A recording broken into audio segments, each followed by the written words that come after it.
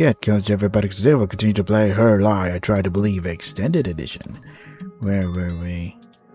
Yeah, number 1. About to go to the Ferris wheel. This is probably clowns and stuff. Let's just go back, alright?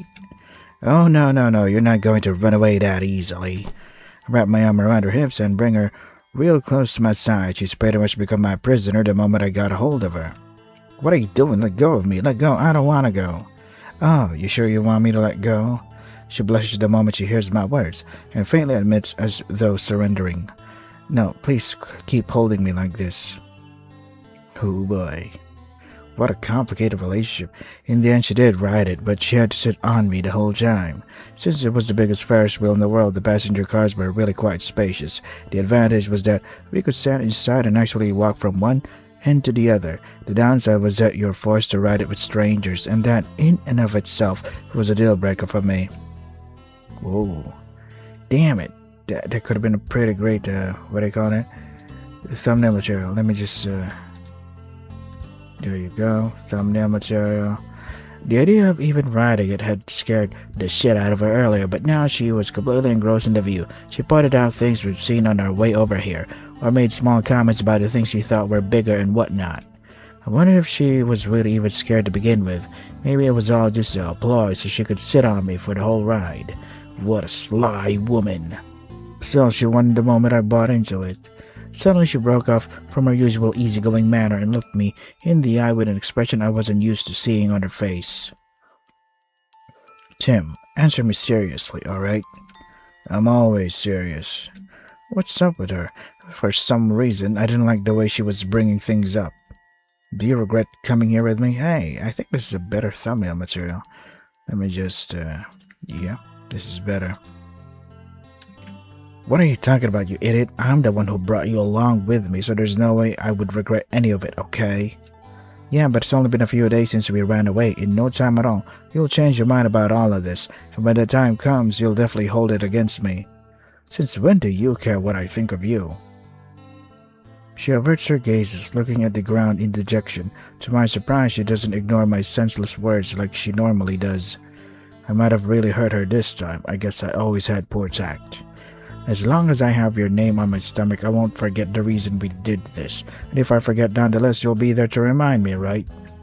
If only I could.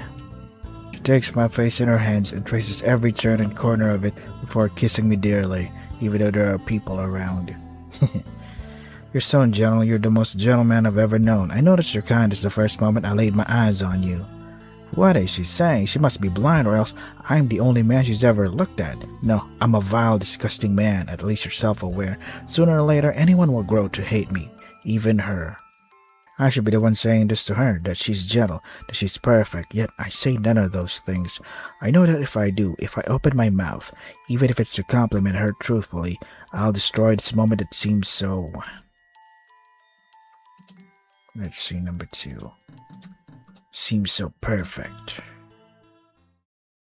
Ew. Perfect. Gross. Chapter 10. Something more cozy. Get cozy, everybody, is one of Clef's favorite lines to say in every video he makes. Well, it's every Let's Play I make. After the Ferris wheel ride, she told me she wanted to change hotel rooms. I didn't understand why. Our current one was more than adequate for our needs, but barely even use it. But she pestered me, saying things such as, I want something more cozy, and it's with the money that I've won, so it shouldn't be a problem, right? I didn't really care either way. The only thing that was a bit of a letdown was the fact that we'd already paid for our old hotel room for 2 more nights, so it was obviously a waste. Since we didn't have an infinite amount of money, we would be confronted with the harsh reality sooner or later, and that we weren't beyond the laws of society. After driving around for a while, she finally said, There, let's go there. I parked in front of the thing reluctantly and stated the obvious. Tim, what? Oh, sorry. What the fuck do you mean there? It's a fucking motel. Our old place is way better than this shithole. But I would feel so much more comfortable in this one. Are you for real? It was the type of cheap-ass motel you often see on TV where you park right in front of your room. A nest of prostitutes, that's what this place was. There probably wasn't even one security camera installed around the entire area, or else they would lose all of their customers. It's not the type of place you would usually call cozy, but then again, I'm supposed to be with a prostitute right now, aren't I? I'll go take care of the room. Wait right here, she blurted out while getting out of the car hurriedly. No, I'll come with. That's alright, I want to do this on my own, okay? Do this on her own? What is she on about? Is she trying to show me her independence or something? Does she not realize that she's already 21? I decided to simply shut it and wait. Nothing good would come from arguing with her. After 5 minutes, she returned with the key and we were ready to enter our new room. Got a bad feeling about this. It was a pretty plain, or more like downright ugly, as exactly as I'd imagined it would be. I dropped the little we had brought with us onto the floor, and before I even had time to take a breath in this horrendously humid room, she proclaimed, "Let's go to a bar or something, it's on me." But we've literally just got here. But I want a drink, and I know you want too. Let's have some fun like yesterday. Sure. Let's have fun every day from now on. I wanted to say those words so badly, yet I didn't. I wonder why I forced myself not to say them. I wonder why I always force myself to do things a certain way. I'm being jump scared by pretty faces. Alright. Chapter 11. The best day of her life is when she finally ends it all. We drank, and later that night we danced. This time around we went to a club. It probably doesn't come as a surprise that I'm not a good dancer. Not at all. Very awkward indeed. But she didn't care. She smiled all the same. She would always smile no matter what. It was a beautiful night. A beautiful night. Something I rarely ever noticed then. Hey, yeah. Very redundant. It was a beautiful night. Yeah, okay. This week has had the best days of my entire life, she exclaimed softly while leaning against me. We were on the dance floor but didn't move in accordance with the tide. We were just standing there, moving slowly while drinking in each other's eyes. Her eyes, although they shouldn't have been special, were things that were out of this world. This does look like the kind of place where you would usually say that kind of thing. We looked around unconsciously, with the intense colors and with every little thing glimmering so vibrantly, with the music literally moving us without our consent, and with this overall feeling of being on top of the world. It was a beautiful night indeed. I'm not talking about this place, she said without blinking. Nor am I talking about the city. I'm talking about you. Only you.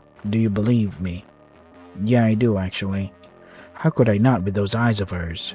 Good. She kissed me deeply, passionately, for a long, long time, then she muttered something that was unfortunately lost to me due to the loud music. But you shouldn't. What did you say? She touched my lower abdomen while producing a melancholic smile. Nothing. Oh boy, she's showing her problems. She hugged me for most of the night. I was so happy that no incidents had occurred that night. No shouting, no pushing, none of the impulsiveness I'm always fighting to repress. I was so very glad. How naive I was, not realizing that the night had yet to come to a close. We were so drunk we had no other choice but to finish the rest of the night in our old hotel room. It was conveniently a lot closer to the club where we were than the atrocious motel room she'd rented earlier that day. It happened while she was taking a shower. I noticed a piece of paper lying on the ground conspicuously. It was a business card or something. Before I knew it, I was reaching out for it and inspecting it absent-mindedly.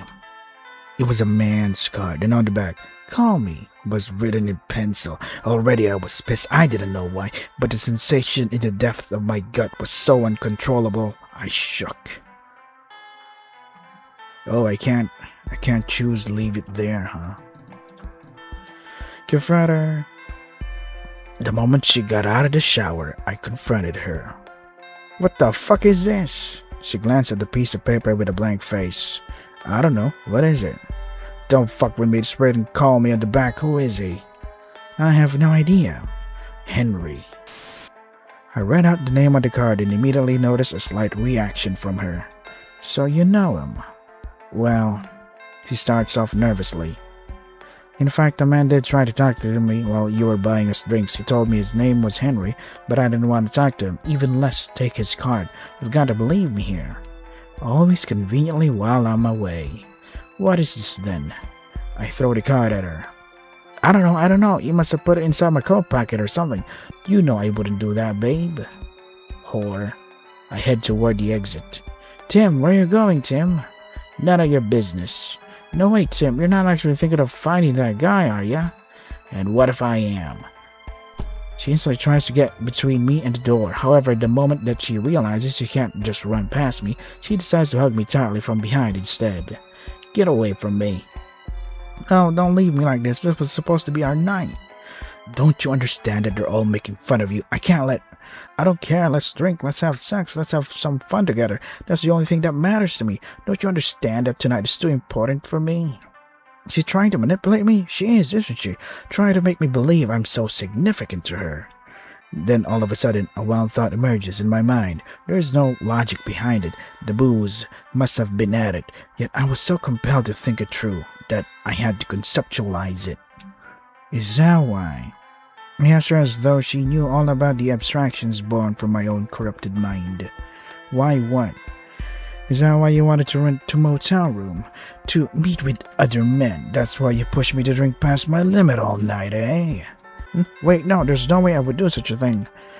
You keep telling me this as if you're the purest woman in the world, but you're a prostitute, aren't you? I'm not sure I even know you. I don't know her, right? I thought I did, but there's no way a girl such as her would love a loser like me. The moment those words left my mouth, I see it in her eyes. I see just how much it hurts her. So much more than ever before. Still, her hold on me never weakens, even now. It irritates me to such an extent. Yikes. She deserved to get hurt. No, restrain yourself. I said get off of me.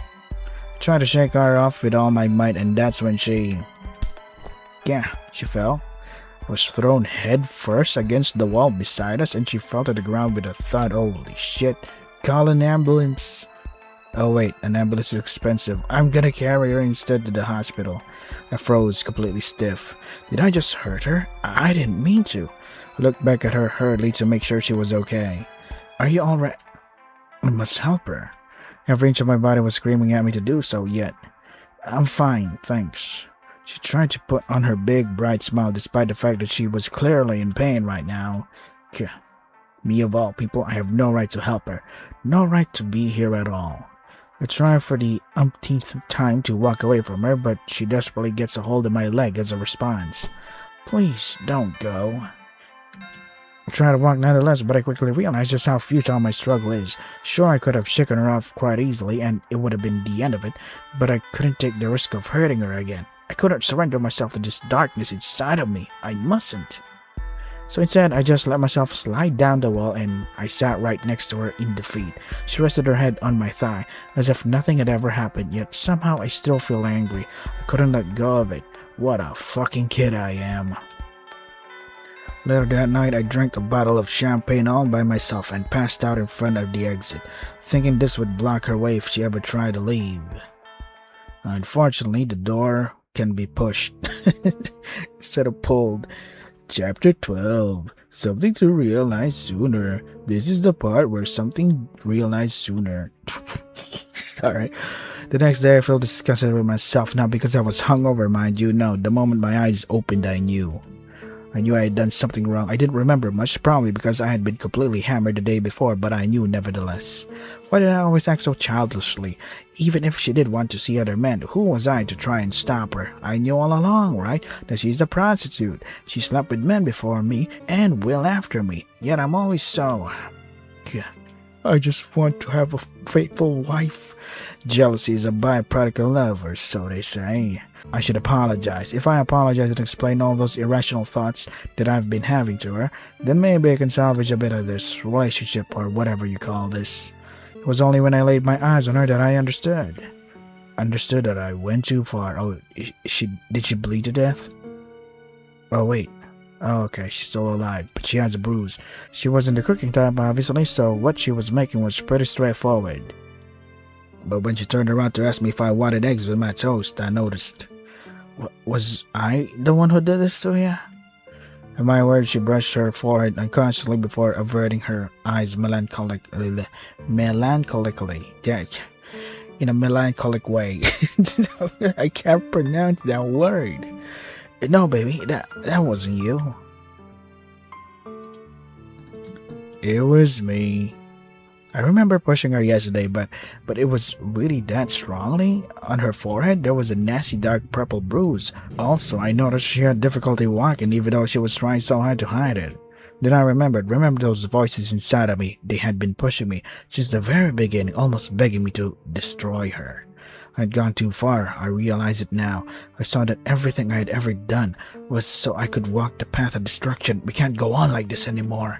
If this goes on for even one night longer, I might really kill her. Even though I had brought her here to protect her, I just now realized that I was the one she should have been protected from. I need to end this. Maybe if I act quickly enough, it wouldn't be too late.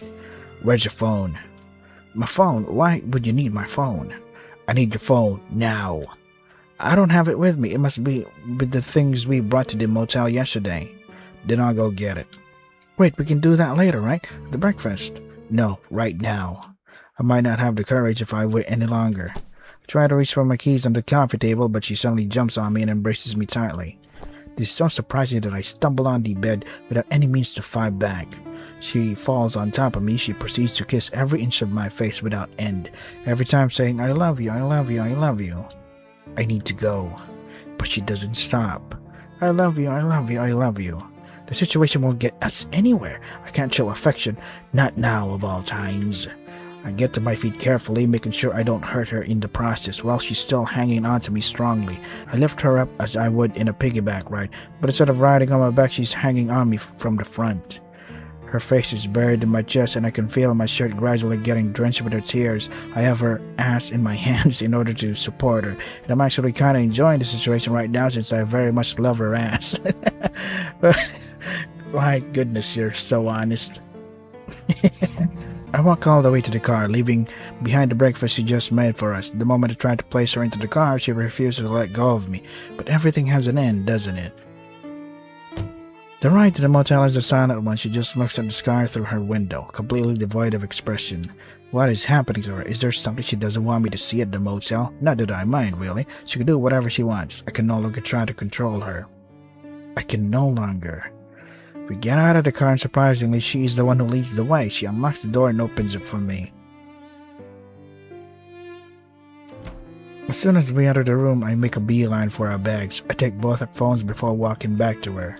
Sorry, I need to do this alone. Wait for me here, will ya? She doesn't answer. She looks at me with those eyes that I have almost forgotten about. Her darkness meets mine. I try to ignore her by walking right past her, but she won't let me. Move. Say, do you love me? She has finally asked. That question I didn't want to think about. I knew it would come one day, but there's no way I could ever be prepared for it. I don't have time for this. Answer me, do you love me? I said move. I lift my hand mechanically and... She doesn't cower, she doesn't blink, she doesn't fear me at all. It doesn't work. Well, sure it doesn't. It doesn't because I would never actually hit her. Do you love me? I don't have a choice, do I? Yes, I do. A dark smile. Enough to throw your life away for me? Yeah. I say so with complete certainty. I see. Her smile fades away as if it was never there to begin with. I try to walk away, but she blurts out something unexpected the minute I reveal my intention to move. Let's go back to our hotel room. Let me have one last night, then you can do whatever you want. Sorry, but I can't. What I'm about to do is because I love you, Cassandra. She bites her lip in frustration before turning her eyes back to me. She tried to smile, but couldn't, which created the somehow empathetic look that she now has on her face. You said it. You finally said it. My full name. Had I never called her by her full name before? I don't even know your last name. I try to force something out of my mouth, anything, but she shakes her head as she sees the complexity of thoughts on my face. And then she opens the door behind her dejectedly. I walk past her coldly. If only she knew how much I love her, how much I would literally kill for it. And that's exactly why I must do this. As I'm about to take a step outside, she suddenly asks something of me. Tim, could you buy me some tampon while you're out? What? Shocked by her overly jovial tone, I turn around just to find out that she's peering back at me with her usual cheerful smile. Please, I kinda need it, you know. Can't be helped, I guess. I ran my hands through my hair before walking away for good this time. What's up with her? Do we still have her phone though?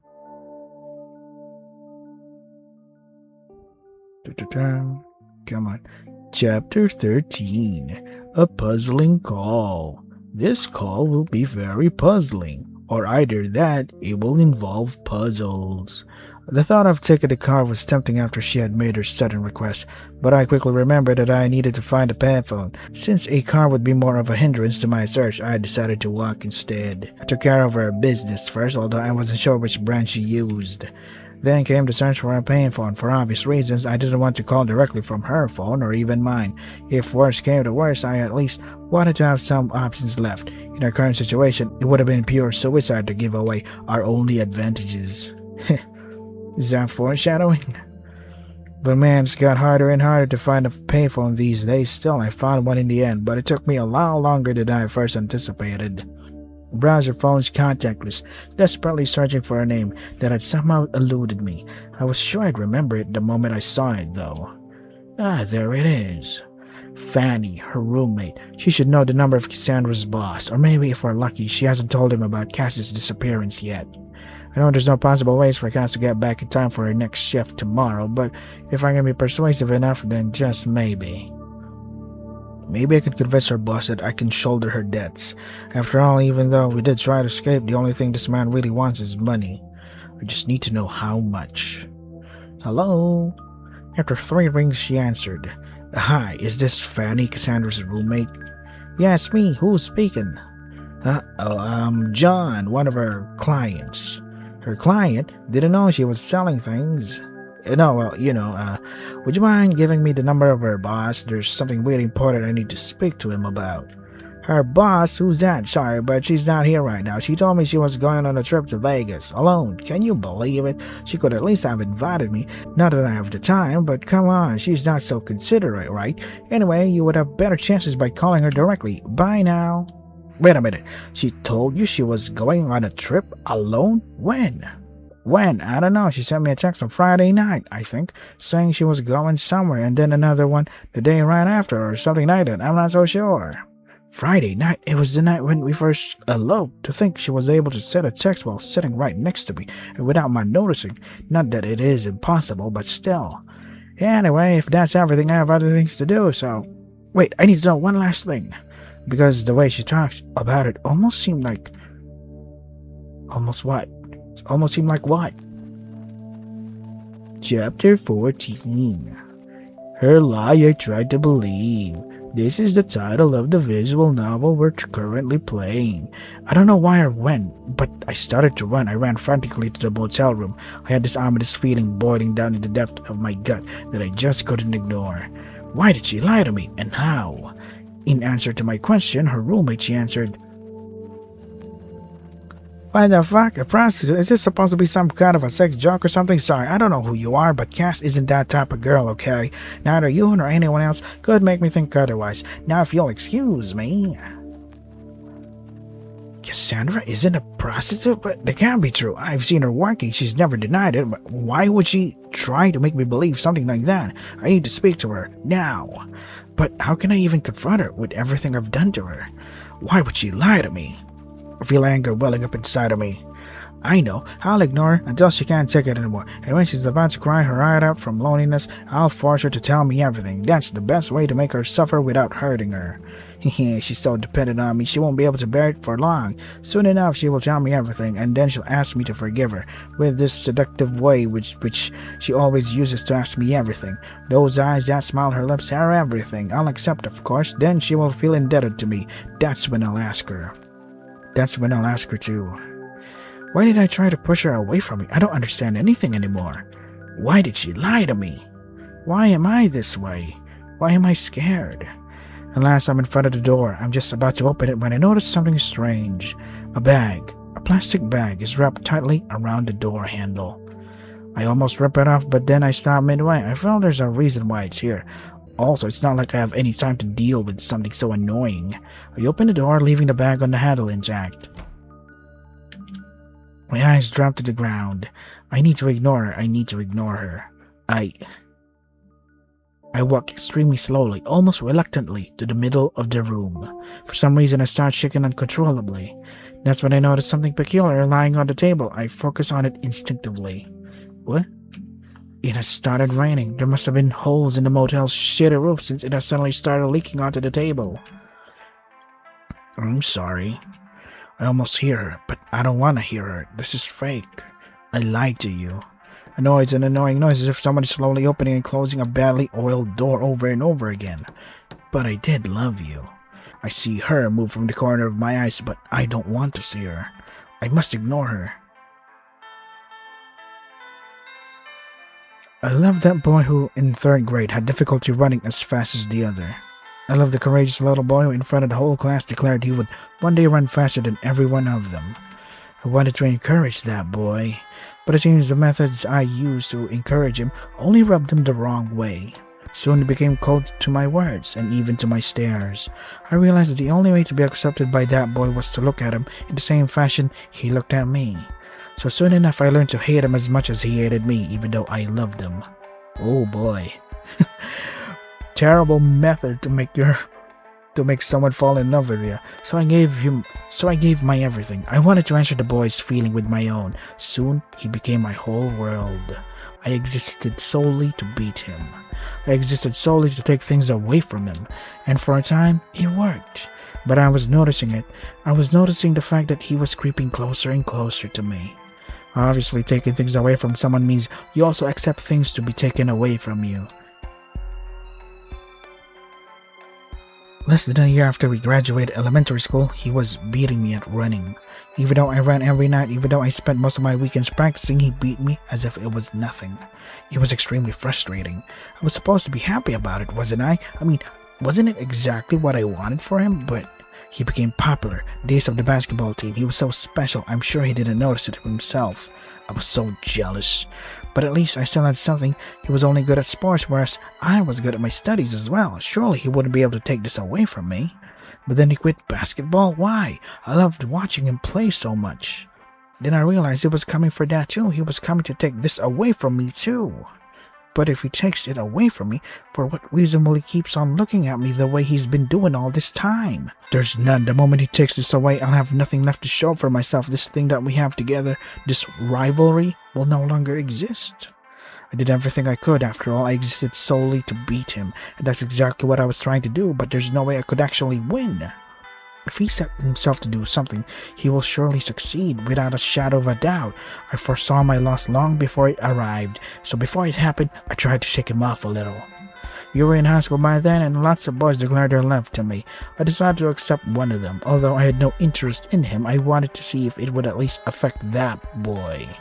Because if it did, it would mean that I still had something. But it didn't. At first, I thought it had worked. But when he approached me, it was something completely unrelated. It was because he had beaten me in the midterms. He probably didn't want to accept it, but he did win, and at that point, I had fully given up. He didn't even see me as a woman. He saw me as a wall to scale. So the only thing left for me to do. I quit school before the next exam week to make sure he never takes this rivalry completely away from me before he could climb the wall, so to speak. You see, I didn't lie about the fact that my father had a lot of money, but I did lie about the fact that he lost it all. So not going to school anymore wasn't such a big deal for me. I could become whatever I wanted, but I didn't want to become anything. I kept on observing the boy from afar. He graduated and started college. If I hadn't given up, I would have been right next to him, but obviously I wasn't. I'd given up in order to fulfill the purpose of my existence, and that purpose, it was still not achieved yet. Because I existed solely to take things away from him. God damn. It was fairly easy to approach his friend. The moment I explained my wanting to meet with him again, he accepted quite readily. Then I went exactly as I had planned. Soon enough, I was alone with the boy. He had those eyes. Those same eyes he always had. Sad eyes. Tried my best to appeal to him. I looked at him mischievously, touching him whenever I could. I even tripped up for that very purpose. As expected, he finally reacted to it. He was a man after all. I almost had him. Almost. But he refused me still. I had no idea why. Was I not to his liking? Maybe it was because he still hated me. Maybe it was because I looked too pure. Maybe because I still didn't look like a woman.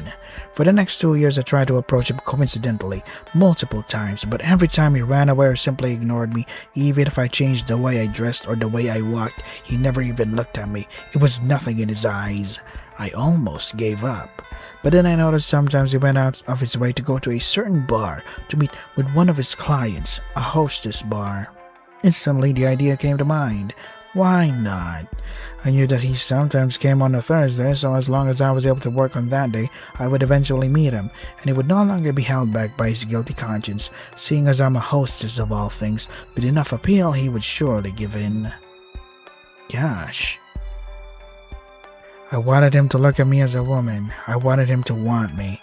I wanted him to suffer like he had made me. So I started working at the bar, but only on Thursdays, waiting for his inevitable appearance, and contrary to some belief, I could choose if I wanted to lay with the client or not. On the third week he finally came. I noticed him right away. Sure enough, I made sure I served him, playing with my hair, teased him, and smiled brightly whenever I could. Finally he cracked, and after that night, I had him. Oh man. From then on, it was a piece of cake. He was so gentle, too gentle. That was his downfall. Fuck. Fuck, I want to read more, but I have to edit here because I have to prepare for work now. So this is Her Lie, Trying to Believe Extended Edition. If you want to try it again for yourself, the links are in the description. That is all for today. Stay safe and take care of yourselves. Sorry for stopping it right there. I know it's like the climax, the reveal of what the main heroine is actually thinking about all this time. All of this was planned out because she too was obsessed with him the way he was obsessed with her, but in a hateful way. And she was like, but I love you, but I guess I'll I'll copy that feeling you have of me, of that hatred, and use it to you. Like, why? Holy shit. It's so, god damn it, man.